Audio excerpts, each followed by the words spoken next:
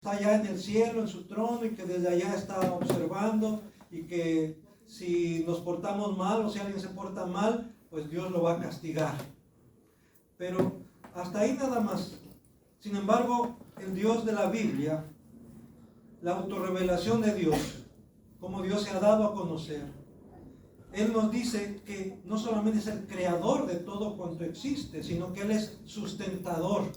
Él sustenta todo cuanto existe. Pero aparte de eso, Él también es nuestro redentor.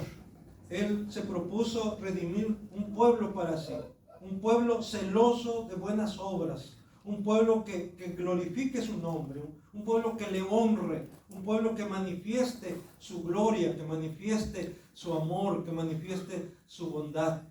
Y ese pueblo somos nosotros, hermanos. Dios escogió primero al pueblo de Israel, a Abraham, llamó a Abraham, e hizo un pacto con él, y ese pacto también lo confirmó con su descendencia, con el pueblo de Israel. Pero ese pacto es reafirmado, confirmado y reafirmado con todos aquellos que creen en su nombre. Él ha hecho un nuevo pacto, ese pacto que a través de Jeremías le había dicho a su pueblo: he aquí vienen días, dice el Señor, en que haré un nuevo pacto, no como el pacto que hice con sus padres, sino ahora dice: voy a poner mi ley en su mente y la voy a escribir en mi corazón, y voy a hacer a ellos por padre, por Dios, y ellos me serán a mí por hijo, y pondré también mi espíritu en ellos, derramaré mi espíritu sobre ellos. Y eso se cumple precisamente en Pentecostés, esa profecía del profeta Joel, que iba a derramar su espíritu sobre toda carne, se cumple el día de Pentecostés. Y a partir de entonces, hermanos, Dios está constituyendo, formando, edificando su iglesia por medio de su palabra y por medio de su Espíritu Santo. Y esta iglesia, hermanos, está constituida primeramente, como decía el apóstol Pablo, al judío primeramente. El evangelio es poder de Dios para salvación a todo aquel que cree. Al judío primeramente, pero también al griego. Y Jesús ha venido a derribar esa pared intermedia de separación entre judíos y gentiles. Y ahora ha hecho de ambos pueblos, un solo pueblo, un solo rebaño, porque hay solamente un solo pastor. Y de él vamos a hablar ahora en Isaías capítulo 43, por favor. Isaías 43, voy a darle lectura del versículo 1 al 12. Isaías 43, del 1 al 12, en la Biblia Reina Valera 1960, dice así: ahora, así dice Jehová, creador tuyo, oh Jacob, y formador tuyo, oh Israel. No temas, porque yo te redimí, te puse nombre, mío eres tú. Cuando pases por las aguas, yo estaré contigo, y si por los ríos, no te anegarán. Cuando pases por el fuego, no te quemarás, ni la llama arderá en ti. Porque yo, Jehová, Dios tuyo, el Santo de Israel, soy tu Salvador. A Egipto he dado por tu rescate, a Etiopía y a Seba por ti. Porque a mis ojos fuiste de gran estima, fuiste honorable, y yo te amé. Daré pues hombres por ti y naciones por tu vida. No temas, porque yo estoy contigo. Del oriente traeré tu generación, y del occidente te recogeré. Diré al norte, da acá, y al sur, no detengas. Trae de lejos mis hijos y mis hijas de los confines de la tierra. Todos los llamados de mi nombre, para gloria mía los he creado, los formé y los hice. Sacad al pueblo ciego que tiene ojos, y a los sordos que tienen oídos. Congréguense a una todas las naciones, y júntense todos los pueblos. ¿Quién de ellos hay que nos dé nuevas de esto y que nos haga oír las cosas primeras? Presenten sus testigos y justifíquense. Oigan y digan, verdad es.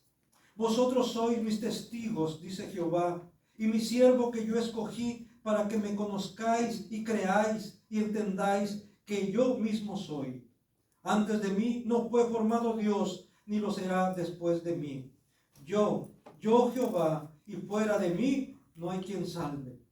Yo anuncié y salvé e hice oír, y no hubo entre vosotros dioses ajenos. Vosotros pues sois mis testigos, dice Jehová, que yo soy Dios. Dios es el único Dios. Todos los demás dioses, como dice en el Salmo 115, son ídolos. Muchos de ellos obras de manos de artífices. Otros, la mayoría, son producto de la imaginación del hombre. El hombre ha creado sus propios dioses, sus propios ídolos. Pero el único Dios verdadero, el único Dios vivo, el único Dios real, creador, sustentador y redentor, es Jehová de los ejércitos. Y hoy vamos a ver por lo menos 7 cosas acerca de este Dios creador y redentor. En primer lugar, encontramos ahí en el versículo 1 que Dios se identifica como Jehová. El nombre de Jehová, como usted sabe, dice: yo soy el que soy. Así se dio a conocer a Moisés. Cuando Moisés le preguntó: si yo voy a los hijos de Israel y me preguntan quién me envió a ellos, ¿qué les voy a decir? Y Dios le dijo: así dirás a los hijos de Israel: yo soy, me envió a vosotros. Y ese yo soy, hermanos, significa el que es por sí mismo, el que existe por sí mismo. No tiene principio y no tiene fin. Por eso Jesús dijo: yo soy el alfa y la omega, el principio y el fin. Dice ahí, entonces, volviendo al capítulo 43 de Isaías, versículo 1 y 12, perdón, el versículo 1 dice: ahora así dice Jehová, creador tuyo. Así dice Jehová. ¿Quién es el que está hablando? Jehová. ¿Quién está hablando aquí? Jehová. Jehová. El que es por sí mismo. Yo soy el que soy. El eterno. El todopoderoso. El Dios del pacto. Los comentaristas, los estudiosos dicen que el nombre de Jehová sí apunta a la naturaleza de Dios en cuanto a su existencia, al que es por sí mismo, pero dice, pero sobre todo hace relación a el pacto, a que él es fiel al pacto hecho con Abraham, con Isaac, con Jacob, con el pueblo de Israel, y como decía en un principio, ahora con nosotros los que hemos creído, porque dice en San Juan capítulo 1 que a los suyos vino y los suyos no le recibieron. Mas a todos los que le recibieron, a los que creen en su nombre, les dio potestad de ser hechos hijos de Dios. Es con ellos con que Dios renueva el pacto. Yo soy el que soy, dice el Señor. Él es el que está hablando aquí. Y ahí mismo en el versículo 1, ahí mismo le recuerda a Israel quién es Israel. Primero, ¿quién es Dios? Yo soy el que soy. Pero luego también le recuerda a Israel quién es Israel. Dice: oh, yo soy tu creador, oh Jacob, y tu formador, oh Israel. No temas, porque yo te redimí. Te puse nombre, mío eres tú. Así es que primero Dios deja bien claro quién es Él. Él es el eterno. Él es el Dios del pacto. Pero luego también pasa a recordarle a Israel su origen. Le llama Jacob. ¿Y qué significa el nombre Jacob? Significa que usurpador, suplantador. Pero dice también Israel. Y aquí, hermanos, nos recuerda que es Dios quien le cambió el nombre a Jacob. Vamos a buscar allá en Génesis capítulo 32, por favor. Cuando Jacob lucha con aquel ángel allá en Peniel, en Génesis capítulo 32. Nada más voy a leer los versículos 27 al 29. Dice Génesis 32, 27 al 29. Y el varón le dijo, ¿cuál es tu nombre? Y él respondió, Jacob. Y el varón le dijo, no se dirá más tu nombre Jacob, sino Israel, porque has luchado con Dios y con los hombres y has vencido. Entonces Jacob le preguntó y dijo, declárame ahora tu nombre. Y el varón respondió, ¿por qué me preguntas por mi nombre? Y lo bendijo allí. La mejor manera de responderle quién era él es bendiciendo. Bendiciendo. Y el único que puede bendecir es Dios. Y aquí vemos cómo Dios mismo le cambia el nombre. ¿Cuál es tu nombre? Tu nombre de pila, por decirlo así. Jacob. Usurpador. Ladrón. Suplantador. Tranza, como diría alguien, ¿no? Pero dice, ya no serás más Jacob, ya no serás más usurpador, no serás más ladrón, no serás más tranza. Ahora va a ser tu nombre, ¿qué? Israel. Israel, ¿qué quiere decir? Jehová lucha. Uno también se traduce como el que lucha con Dios. Pero aquí más que luchar contra Dios es luchar con Dios a tu lado. Con Dios de tu parte. Y ahora dice Dios mismo, ahora yo tomo como mías tus luchas. Yo voy a estar contigo, yo voy a luchar contigo, yo voy a estar de parte de ti.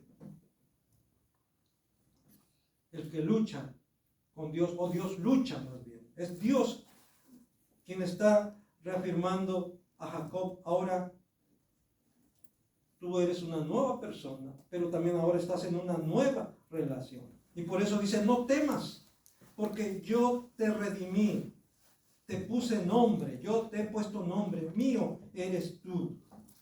Hermanos, y esto es muy aplicable a nosotros.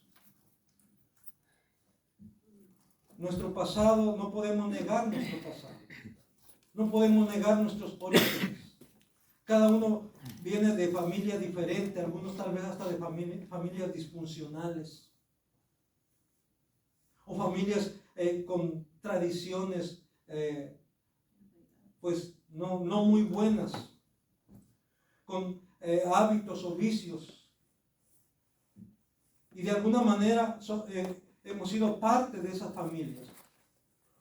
Pero cuando nos encontramos con Dios, cuando Dios se encuentra con nosotros, dice Dios, ya no va a ser más tu nombre, ya no vas a estar tú tan ligado a tu pasado. Sí, no debes olvidar de dónde vienes, para que no te ensoberbezcas, para que no pienses que eres lo máximo.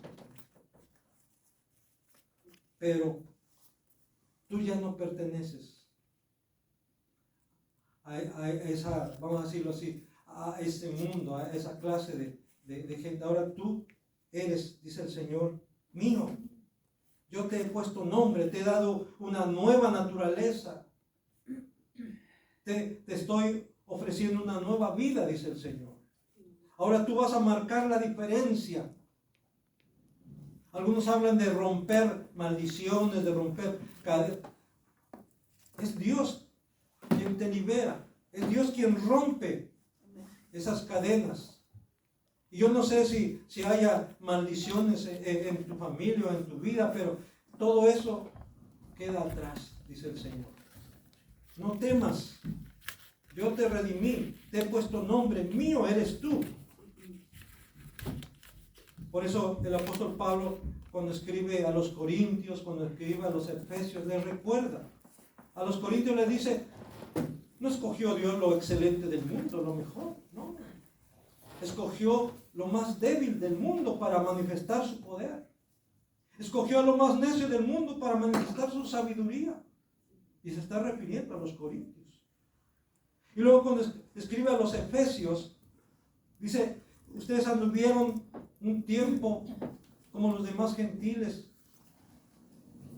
en la vanidad de su mente, haciendo cosas malas, estaban muertos en sus delitos y pecados. Pero dice ahora, Dios les ha dado vida por medio de Cristo. Ahora ustedes ya no siguen más en esa antigua vida. Ahora ustedes pertenecen a una nueva generación. Ahora ustedes pertenecen al pueblo de Dios. Ahora ustedes han sido hechos cercanos. Ustedes que estaban lejos a causa de la circuncisión. Ustedes no tenían circuncisión, eran incircuncisos. Pero ahora han sido hechos cercanos por la sangre de Cristo. Ahora son parte del pueblo de Dios. Sí, ahora la circuncisión delante de Dios ya no vale nada. Ni el incircunciso, ni el circunciso. Lo único que vale delante de Dios es la fe en Cristo. Sea circuncidado o incircuncidado, lo que cuenta delante de Dios es tu fe, tu confianza en Cristo. También aquí encontramos en Isaías 43 que Dios va a permitir que su pueblo pase por pruebas y tribulaciones, pero Él siempre estará con su pueblo, Él siempre estará con nosotros y nos va a salvar. Dice el versículo 2 y parte del versículo 3, cuando pases por las aguas, dice el Señor, yo estaré contigo. Y si por los ríos, no te anegarán. Cuando pases por el fuego, no te quemarás, ni la llama arderá en ti. Porque yo, Jehová, Dios tuyo, el Santo de Israel, soy tu Salvador. Algunos tienen la idea de que si nos convertimos a Cristo, ya no vamos a tener problemas. Que todo va a marchar sobre ruedas. O como dicen por ahí, ¿verdad? Esa frase tan trillada que dice, todo será color de rosa. No. Jesús mismo, Él siempre concientizó a sus discípulos. Es más, a veces Él mismo, cuando había algunos que expresaban su deseo de seguirle, Él mismo les decía, las aves de los cielos tienen nidos, las zorras tienen guaridas, pero el Hijo del Hombre no tiene dónde recostar su sien. O sea, si están buscando en mí, dice el Señor, riquezas, fama, comodidades, no hay tal cosa. Y también les dijo claramente a sus discípulos, en el mundo tendréis aflicción. Dice ahí en Juan 16:33, estas cosas os he hablado para que en mí tengáis paz. En el mundo tendréis aflicción. En el mundo tendréis tribulación. En el mundo van a estar bajo presión, a veces de la misma familia, si no son creyentes. Te van a marginar, te van a hacer a un lado. En el trabajo también, tal vez te empiezan a marginar. En el mundo van a tener presión. En el mundo van a tener tribulación. En el mundo van a tener aflicción. Pero dice el Señor, pero confiad. Confiad, yo he vencido al mundo. Él advierte de persecuciones, de tribulaciones, de aflicciones. No dice, no vas a pasar por esto. Aquí ahorita yo no quiero entrar en lo que ustedes saben que dentro de lo que es el mundo evangélico, la iglesia cristiana, hay los que son pretribulacionistas y posttribulacionistas. O sea, hay quienes creen que Dios va a arrebatar a su iglesia antes de la tribulación, de la gran tribulación. Otros creen que Dios va a permitir que su iglesia pase por la gran tribulación. Yo digo, bueno, si Dios quiere librar a su iglesia de la gran tribulación, Él lo puede hacer, si Él quiere hacerlo. Pero también si Él va a permitir que su iglesia pase por la gran tribulación, Dios va a sostener a su iglesia en medio de esa gran tribulación. Amén.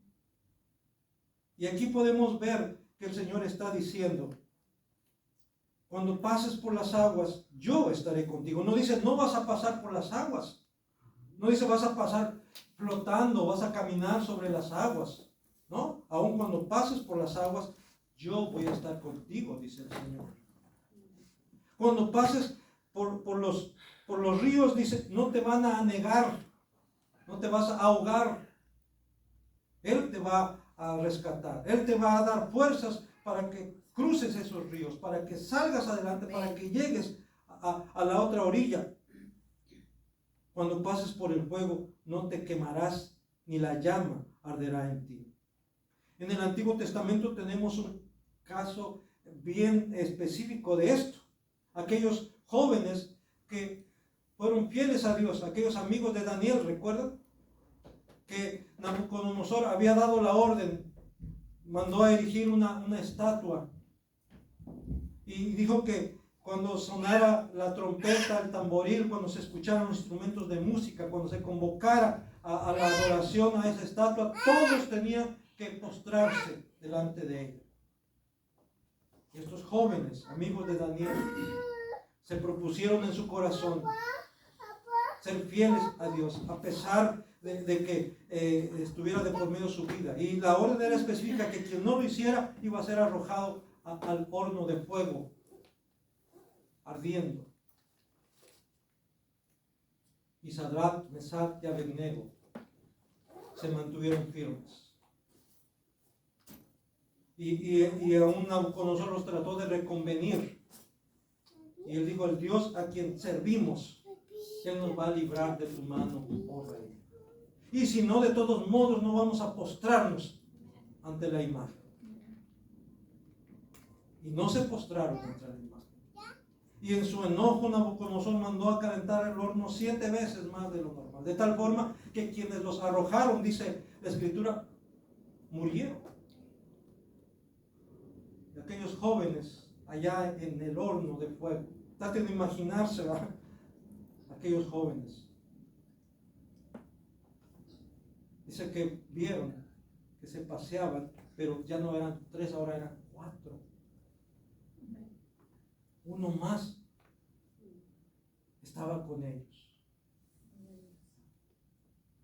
Y cuando salieron, dice que ni siquiera olor a fuego tenían, ni siquiera olor a humo, ni un solo cabello se quemó de ellos. Y hay quien dice, esa es pura cuento, pura fantasía para algunos, pero para nosotros creemos que esto fue real, porque Dios es real, porque Dios es poderoso para librar a los que son fieles a Él, aún en las peores circunstancias, como pasó con estos jóvenes. Y por eso aquí está diciendo, aún si pasas por el fuego, la llama no arderá en ti, no te vas a quemar. ¿Por qué? Porque yo estoy contigo, dice el Señor. A veces Dios permite que aún sus hijos y sus hijas sean quemados. ¿Cuántos fueron llevados a la hoguera? Y alguien dirá, bueno, ¿y por qué entonces Dios no lo libró de la hoguera? Porque de esa manera ellos dieron testimonio de que aún en esos momentos, muchos de los creyentes que fueron llevados a la hoguera por la Inquisición, hay testimonios de que aún estando ahí, ellos estaban entonando salmos a Dios. Entonces, si Dios quiere, puede librarte aún de la hoguera, aún para que no llegues a la hoguera. ¿Cuántos de sus siervos han sido librados de la muerte? Que han puesto precio a sus cabezas y Dios los ha librado. Dios no ha permitido que sean apresados, que sean aprehendidos. Dios sigue siendo fiel. Pero si Él va a permitir, hermanos, claro que va a pasar, pero hay una cosa, no vas a estar sola, no vas a estar solo en ese momento. Él va a estar contigo. Yo he escuchado o he leído acerca de hombres y mujeres que han padecido a través de los sistemas comunistas, socialistas, fascistas, nazistas. Y allá en la cárcel, allá en donde son atormentados físicamente, ellos han han dado su testimonio que han sentido la presencia de Dios de una manera real, palpable. Incluso algunos han escuchado la voz de Jesús hablándoles, animándoles. Así de que Dios está presente en los momentos más difíciles de tu vida. Él está ahí. Y hay un poema por ahí muy famoso, ¿no? De las huellas en la arena, que no voy a repetirlo porque usted ya lo conoce, en donde la persona dice que nomás ve 2 huellas en los momentos más difíciles de su vida y se queja, ¿verdad? Y le reclama a Dios, le reclama a Cristo. Y el Señor le responde y le dice: solamente ves 2 huellas porque yo te iba cargando. Sí, así es nuestro Dios. Dios ama a su pueblo, aún por encima de las demás naciones. Dios tiene un especial cariño, un especial aprecio, un especial cuidado por su pueblo, por sus hijos, por sus hijas.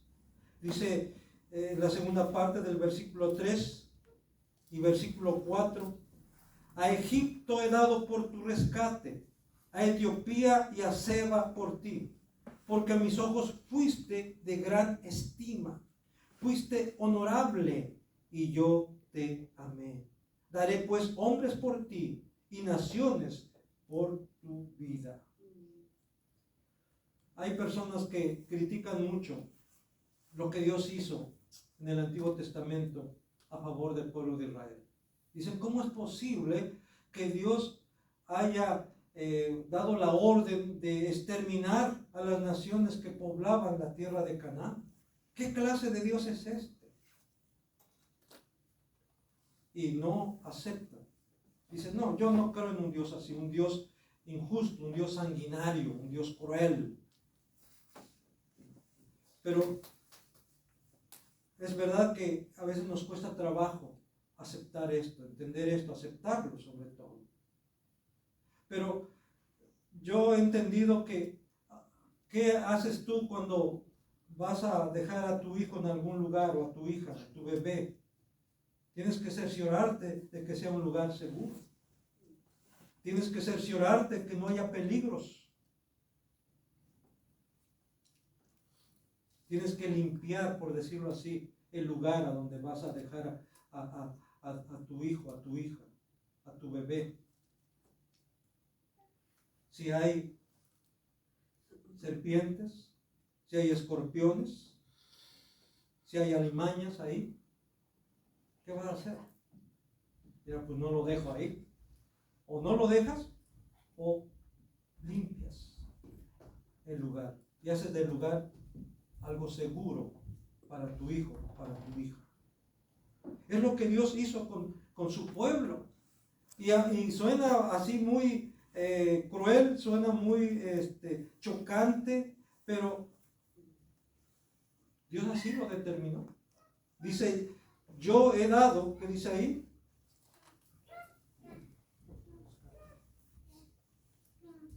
Fuiste de gran estima para mí. Por eso yo he dado a Etiopía, he dado a Egipto, he dado a Seba por ti.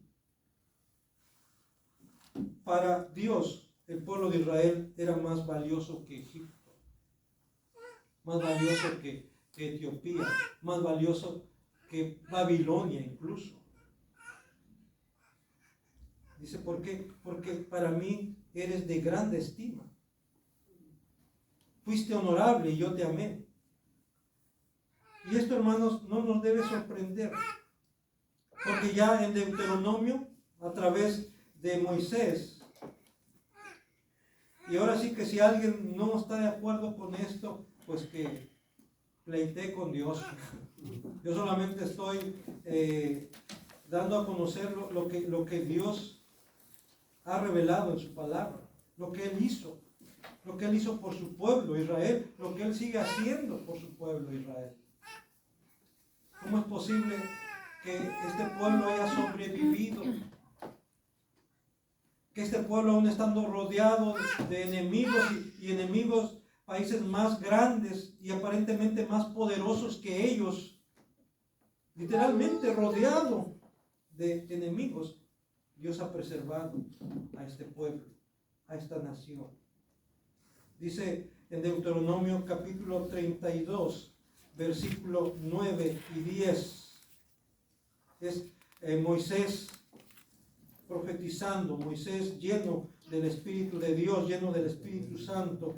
Dice en el versículo 9 y 10 de Deuteronomio 32, porque la porción de Jehová es su pueblo, Jacob la heredad que le tocó. Le halló en tierra de desierto y en yermo de horrible soledad. Lo trajo alrededor, lo instruyó, lo guardó como a la niña de su ojo. Así, hermanos, así Dios ama a su pueblo Israel, como la niña de su ojo. Y es verdad que el pueblo de Israel ha pasado por situaciones bien tremendas a través de la historia. Pero estas situaciones ellos mismos se las han acarreado. Ellos mismos han propiciado. Porque Dios les advirtió desde un principio. Allá en Deuteronomio 28, por ejemplo. Lean Deuteronomio 28, cómo Dios les advierte. Si ellos obedecen, van a ser alcanzados por las bendiciones de Dios. Van a prosperar, va a haber paz, van a ser cabeza y no cola. Pero si ellos dejan a Dios y van en pos de otros dioses, la maldición los va a alcanzar, dice. Y van a ser cola y no cabeza. Y las naciones se van a enseñorear de ellos y van a destruirles. Y aún les dice, y lo que van a ver los va a enloquecer. O sea, las cosas tan terribles que van a ver los va a llevar a la locura. Si dejan a Dios, si se van en pos de otros dioses. ¿Y qué hizo Israel? Entrando a Canaán luego. Aún antes de llegar a Canaán, ¿recuerdan cuando Moisés tardó allá en el monte que estaba recibiendo la ley de parte de Dios? 40 días y 40 noches. No pudieron aguantar 40 días. Y dijeron, este Moisés, quién sabe qué le pasó, ya se tardó mucho. Y fueron con Aarón y le dijeron, haznos dioses que vayan delante de nosotros. Y Aarón accedió e hizo un becerro de oro. Le dijo a la gente, traigan sus alhajas de oro. Y la gente, hermanos, trajo sus alhajas de oro y hicieron un becerro de oro. Y lo levantaron y empezaron a adorarle y empezaron a danzar y empezaron a hacer fiesta y decirle, estos son nuestros dioses, estos nos sacaron de Egipto, este nos sacó de Egipto. Un becerro de oro.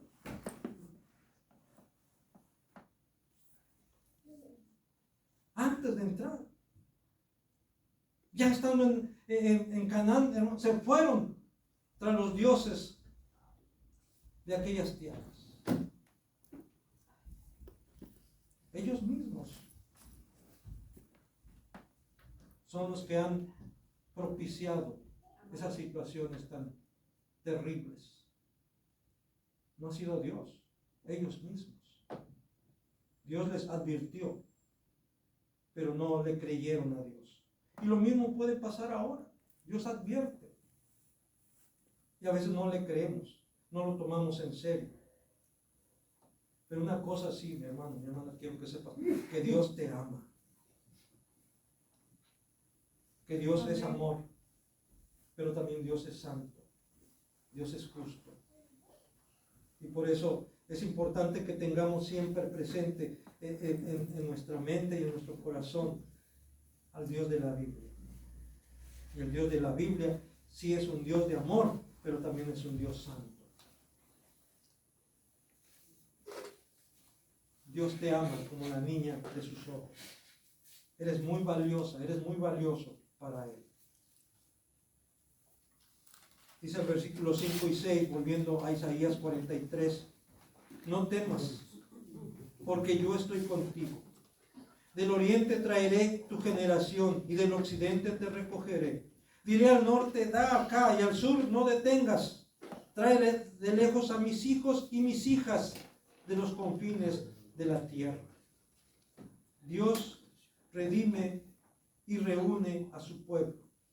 Dios redimirá y reunirá a su pueblo.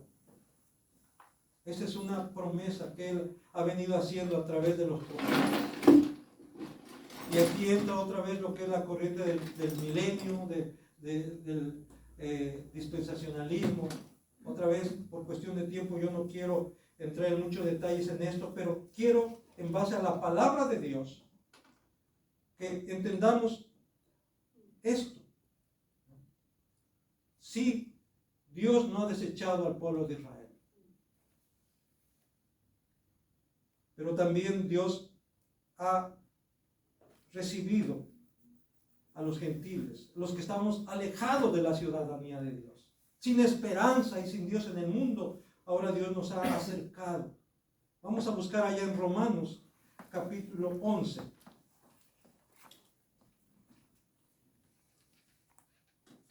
Donde habla acerca de la elección de Israel, del remanente de Israel. Y voy a leer nada más del versículo 25 al 32 de Romanos 11.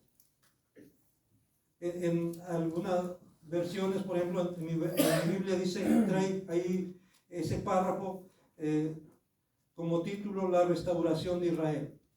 Voy a leer del versículo 25 al 32 de Romanos capítulo 11. Y dice así: porque no quiero, hermanos, que ignoréis este misterio. De antemano Pablo está diciendo que esto es un misterio, que había estado oculto, pero que ahora Dios lo está revelando. Y muchas veces esos misterios son revelados, pero no totalmente, no plenamente, no como nosotros quisiéramos. Pero al fin de cuentas hay ya revelación de parte de Dios con relación a este misterio. Porque no quiero, hermanos, que ignoréis este misterio, para que no seáis arrogantes en cuanto a vosotros mismos. Está dirigiéndose a los romanos, se está dirigiendo a los gentiles, a incircuncisos, para que no seáis arrogantes en cuanto a vosotros mismos. Que ha acontecido a Israel endurecimiento en parte, hasta que haya entrado la plenitud de los gentiles.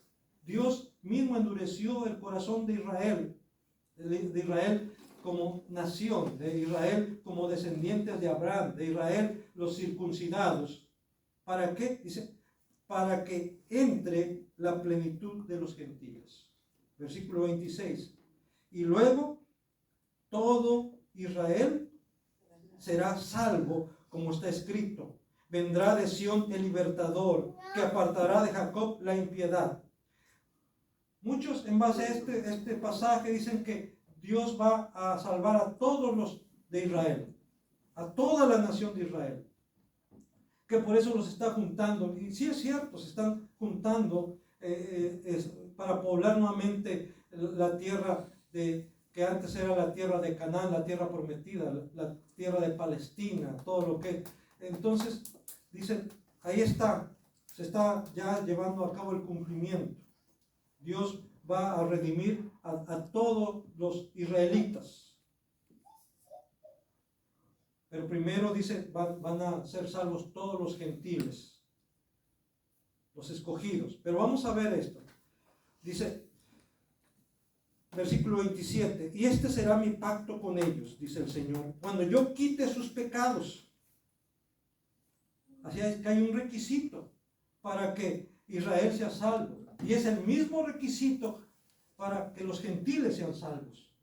¿Cuál es el requisito? Que Dios quite sus pecados. Y la única manera de que Dios quite los pecados tanto de los judíos como de los gentiles es que tanto judíos como gentiles se arrepientan de ellos, confiesen sus pecados. Que si confesamos nuestros pecados, ¿qué dice? Él es fiel y justo para perdonar nuestros pecados y limpiarnos de toda maldad. Así que la condición, el requisito sigue siendo la misma. Tiene que reconocer sus pecados, tanto los del pueblo de Israel como los gentiles. Y cuando reconozcan sus pecados, cuando confiesen sus pecados, cuando acepten a Cristo como el Mesías, cuando acepten a Cristo como su Señor y Salvador, como su Rey, entonces, ¿qué? Serán salvos. Así que, en cuanto al Evangelio, son enemigos por causa de vosotros, está diciéndole Pablo a los romanos. Pero en cuanto a la elección, son amados por causa de los padres, porque irrevocables son los dones y el llamamiento de Dios. Pues como vosotros también en otro tiempo erais desobedientes a Dios, pero ahora habéis alcanzado misericordia por la desobediencia de ellos, así también estos ahora han sido desobedientes, para que por la misericordia concedida a vosotros, ellos también alcancen misericordia. Dice, ustedes eran desobedientes a Dios y por lo tanto estaban bajo condenación. Ahora ustedes han sido hechos obedientes. ¿Quién los hizo obedientes? ¿La voluntad de ellos? ¿Ellos mismos? Dios obró de tal manera en el corazón de estos romanos gentiles, de esos efesios gentiles, de esos tesalonicenses gentiles, de esos corintios gentiles, que obedecieron a Dios y creyeron en Cristo. Dice, ahorita está hablando Pablo, hace casi 2000 años, dice, ahorita los judíos, los israelitas están rebeldes y desobedientes porque no quisieron escuchar a Cristo, no quisieron escuchar a Jesús. Fueron rebeldes, fueron desobedientes. Incluso gritaron, crucifícale, crucifícale. Dijeron, no tenemos más rey que César. A este crucifícalo. Sí, vino ese endurecimiento, pero para darle oportunidad a los gentiles, dice. Pero dice, así también estos han sido desobedientes para que por la misericordia concedida a vosotros, ellos también alcancen misericordia. Ahora ellos también van a alcanzar misericordia igual que nosotros. Pero ya no va a ser por méritos propios, ya no va a ser porque son descendientes de Abraham según la carne, no va a ser porque ellos son el pueblo escogido de Dios desde el Antiguo Testamento, no va a ser porque ellos están circuncidados, no.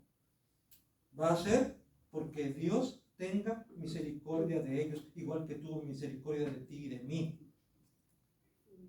Así es que es por la misericordia de Dios nada más, no por derecho propio,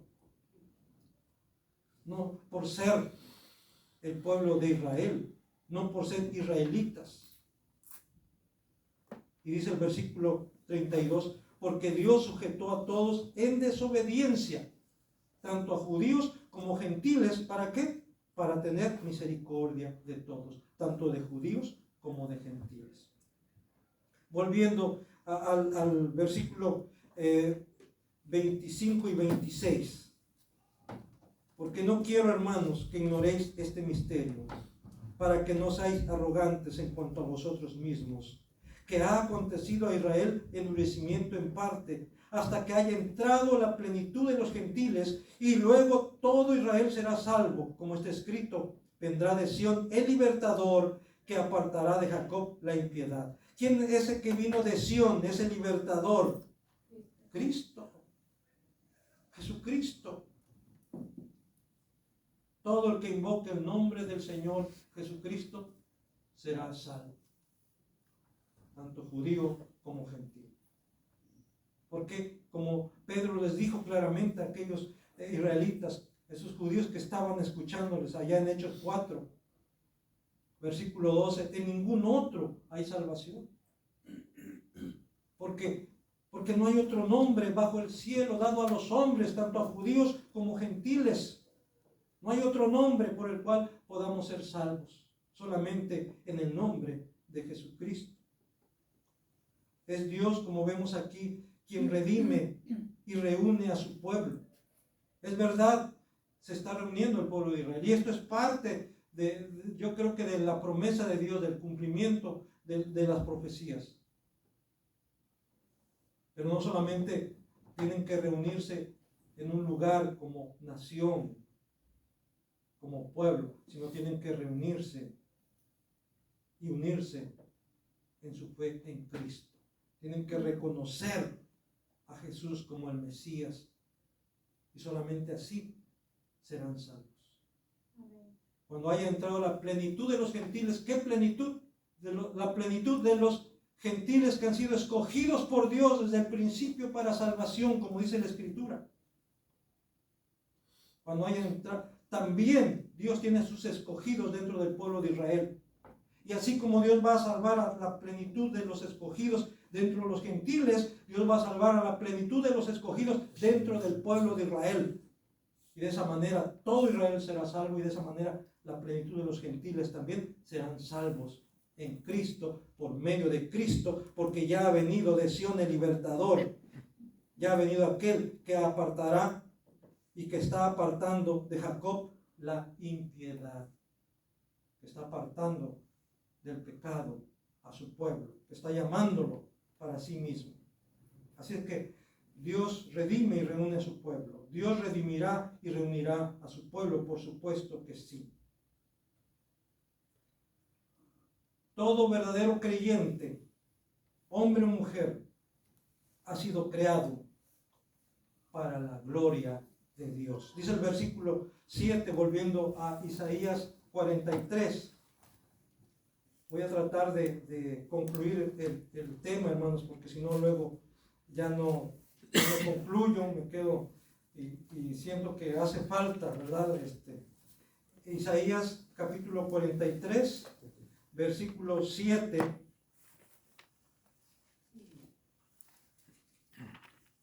Dice: todos los llamados de mi nombre, es Dios quien está hablando, todos los llamados de mi nombre, para gloria mía, los he creado, los formé y los hice. Aquí, hermanos, Dios está enfatizando cómo realmente nos formó, nos creó. Regresando un poquito al Génesis, cuando Dios creó todo. Recuerden que cuando creó la tierra, cuando creó el sol, la luna, cuando creó los árboles, cuando creó los animales, cuando creó las aves, dijo Dios, por ejemplo, sea la luz, y fue la luz. Dijo Dios, produzca la tierra seres vivientes. Dijo Dios, produzca la tierra árboles según su especie, su género, su semilla, etcétera, etcétera. Dijo Dios. Pero cuando Dios creó al hombre, no dijo: Dios, produzca la tierra o produzca el polvo de la tierra un hombre. ¿No? ¿Qué hizo Dios? Tomó del polvo de la tierra y formó al hombre del polvo de la tierra. Lo formó. Se tomó su tiempo, por decirlo así. Se tomó la molestia, que no fue molestia para Dios, por supuesto, ¿verdad? Pero es una manera de decirlo, de tomar con sus manos, darle forma. Por eso se dice que el hombre es la corona de la creación. Por eso Dios puso al hombre por encima de toda la demás creación. Y aquí está diciendo, ¿verdad?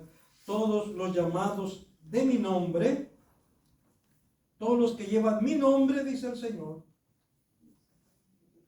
los he creado para mi gloria. Los formé y los hice para mi gloria, dice el Señor. Aquí, hermanos, cuando yo estaba leyendo esto y se me vinieron a mente muchos otros pasajes de la Biblia. Uno de ellos es Efesios 2:10, por ejemplo. Voy a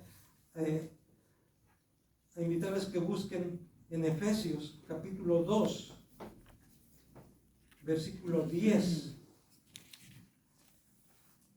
¿Qué dice Efesios 2:10? Dice, porque somos hechura suya, creados en Cristo Jesús. ¿Para qué? Para buenas obras, las cuales Dios preparó de antemano para que anduviésemos en ellas. Dios nos diseñó, nos formó, nos creó, nos formó para hacer buenas obras. Y estas buenas obras Dios las preparó de antemano. ¿Qué quiere decir? Dios nos creó con la capacidad suficiente, oigan bien, nos diseñó con la capacidad suficiente para poder llevar a cabo esas buenas obras, esos proyectos. No nos hizo como diciendo, a ver, ¿para qué sirve este? A ver, ¿para qué sirve esta? No, Dios nos creó específicamente para que pudiéramos nosotros llevar a cabo esos proyectos que Él ya tenía para nosotros de antemano. Esto es maravilloso, hermanos. Ahora, si regresamos un poquito atrás, en el Salmo 139, a mí este salmo de veras que me encanta, me gusta mucho este salmo, porque ahí Dios está abriendo la eternidad para que yo pueda ver, para que usted pueda ver qué estaba pasando. Dios abre su mente para ver qué había en la mente de Dios. Dice el Salmo, puede leer también el Salmo 139, ya con más detenimiento en su casa, pero yo voy a leer nada más versículo 13 al 16 de este Salmo 139. Versículo 13 al 16 dice, porque tú formaste mis entrañas, tú me hiciste en el vientre de mi madre. No es nada más cuestión de que mi padre y mi madre, ¿verdad? Dijeron, vamos a hacer un chamaco, ya, a ver qué sale. No. Dice Dios, aquí el salmista, tú me hiciste en el vientre de mi madre, tú formaste mis entrañas. Te alabaré porque formidables, maravillosas son tus obras. Estoy maravillado y mi alma lo sabe muy bien. No fue encubierto de ti mi cuerpo, bien que en oculto fui formado y entretejido en lo más profundo de la tierra. Mi embrión vieron tus ojos. Y aquí es donde quiero llamar su atención, en el versículo 16, la segunda parte. Y en tu libro estaban escritas todas aquellas cosas que fueron luego formadas, sin faltar una de ellas. ¿Saben qué, hermanos? Aquí Dios está diciendo que Él antes nos diseñó, fuimos un proyecto en la mente de Dios. Cada uno, cada una. No solamente Dios diseñó e hizo un modelo y dijo, ahora sí voy a hacer muchos. Cientos, miles, millones. Ya aquí está el proyecto, ya está aquí el diagrama, ya está aquí, ahora a producir en serie. No. Dios se tomó el tiempo de diseñar a cada uno de los hombres y mujeres que han vivido, que viven y vivirán de una manera única. Por eso no hay otros ojos igual que los tuyos. No hay otras huellas igual que las tuyas. Eres única, eres único. ¿Por qué? Porque eres un diseño único, única de parte de Dios. Aquí lo está diciendo. Dios no improvisa. Dios no dijo a ver qué sale. No, Dios, hermanos, diseñó. ¿Desde cuándo? Desde un principio, desde la eternidad, te diseñó. No sé si antes de diseñar el sol, si antes de diseñar las galaxias, te diseñó a ti primero. Y luego, como dice, te formé, te hice. Volviendo al Salmo 139, otra vez dice, mi embrión vieron tus ojos. Y en tu libro estaban escritas todas aquellas cosas que fueron luego formadas, sin faltar una de ellas. Dios te creó bien. Eres una obra perfecta de parte de Dios. En otra parte de la Escritura dice, yo he visto que Dios creó al hombre bueno, pero ellos buscaron muchos males. Hermanos, ahora estamos, muchos de nosotros sufriendo ciertas consecuencias en nuestro cuerpo porque no lo hemos cuidado. Pero Dios nos dio un buen cuerpo. Dios te dio un buen cuerpo. Lo que pasa es que lo has descuidado. Pero Dios te diseñó bien. Él te hizo bien. Te formó bien. Y te formó con capacidades, como dice ahí, ¿verdad? Para buenas obras, las cuales Dios preparó de antemano para que tú las puedas llevar a cabo, para que tú puedas efectuar esas buenas obras, esos buenos proyectos, esos grandes proyectos. Lo que pasa es que muchas veces nosotros nos sentimos incompetentes. Pero eso ya no es problema de Dios, es problema nuestro.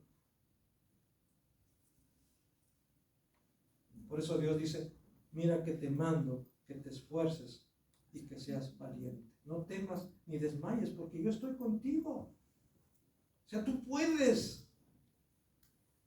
Por eso Pablo decía que todo lo puedo en Cristo que me fortalece. Todo lo puedo en Cristo. En Cristo, nada más. No en mis propias fuerzas, sino en Cristo, porque Él me fortalece, porque Él me diseñó, porque Él me creó, porque Él me formó, porque Él me dio la existencia.